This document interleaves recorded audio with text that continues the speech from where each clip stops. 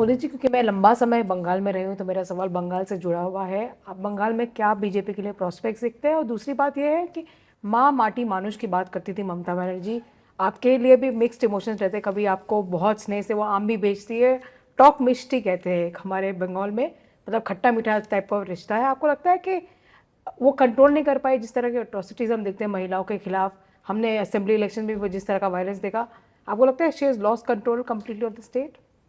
ऐसा है कि उनको ये राजनीति सूट करती है, इसलिए वो सरकारी मशीन का उपयोग ही इस मकसद के लिए करती है। ये एक प्रकार से उनका शासन पर इतना कंट्रोल है, लेकिन गलत दिशा में है।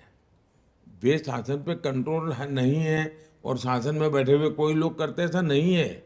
वो खुद ही करवाती हैं, खुद ऐसे करने वालों को प्रोटेक्शन देती है।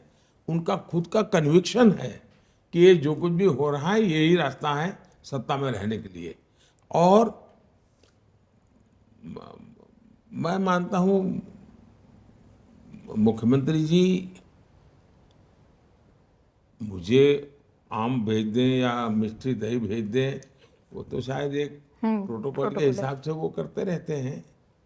मैं उनका धन्यवाद भी करूंगा, लेकिन इसका मतलब ये नहीं है कि जो गलत हो रहा है उसके विषय में हम आंख बंद रख सकते हैं। ये तो नहीं हो सकता है। आप बंगाल में क्या प्रोस्पेक्ट्स देखते हैं भाजपा के लिए, खास करके इस इलेक्शन? भारतीय जनता पार्टी एक बहुत ही सफलता, इतनी तेजी से बीजेपी का ग्रोथ किसी राज्य में नहीं हुआ जितना बंगाल में हुआ।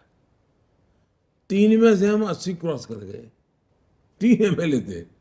लेकिन मेरे देश का दुर्भाग्य देखिए और एक खान मार्केट गैंग देखिए कि जिसने सत्ता नहीं बनी इसलिए पराजय।